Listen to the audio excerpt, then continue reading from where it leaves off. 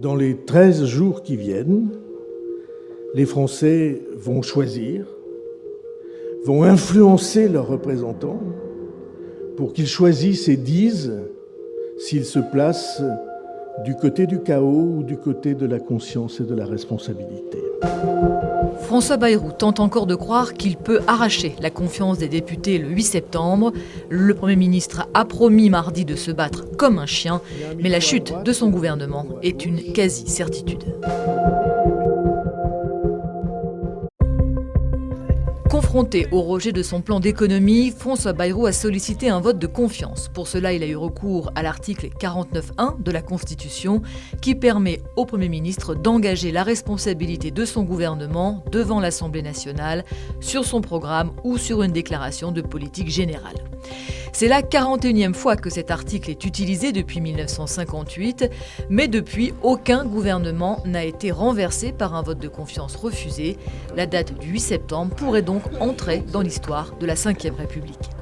Ce jour-là, Emmanuel Macron va convoquer une session parlementaire extraordinaire. François Bayrou présentera son programme budgétaire devant les députés qui voteront ensuite pour ou contre. Ce vote se fera à la majorité relative. Il suffit d'avoir plus de voix que le camp d'en face pour l'emporter. Le pari est donc bien plus risqué qu'avec le plus connu article 49.3 qui lui se joue à la majorité absolue.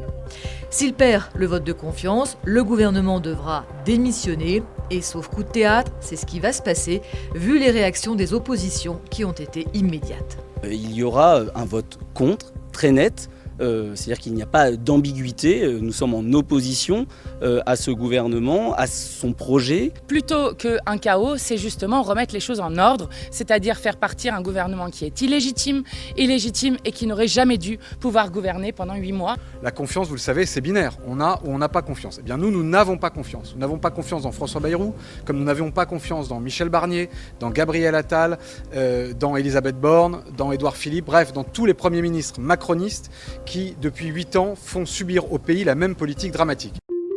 Le Rassemblement national, la France insoumise, Europe Écologie Les Verts, mais aussi le Parti communiste et le Parti socialiste ont tous appelé à faire tomber le gouvernement, ce qui fait un total de 330 voix contre, bien au-delà de la majorité absolue.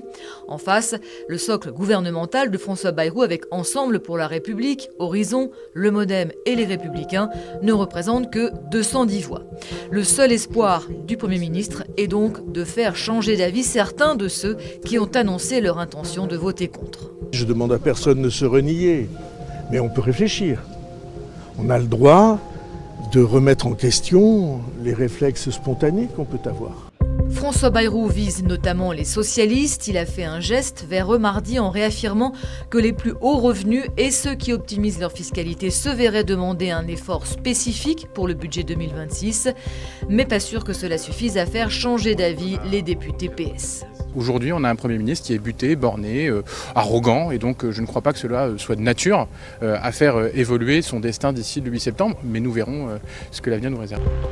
La quasi-certitude d'un vote négatif à l'Assemblée lance donc déjà les spéculations sur l'après, nouveau Premier ministre, qui serait le 5e en moins de 2 ans, dissolution de l'Assemblée, comme réclamé par le RN, persuadé cette fois d'obtenir une majorité, ou même démission d'Emmanuel Macron et présidentielle anticipée, comme réclamé par Jean-Luc Mélenchon et aussi par Jordan Bardella à défaut de dissolution.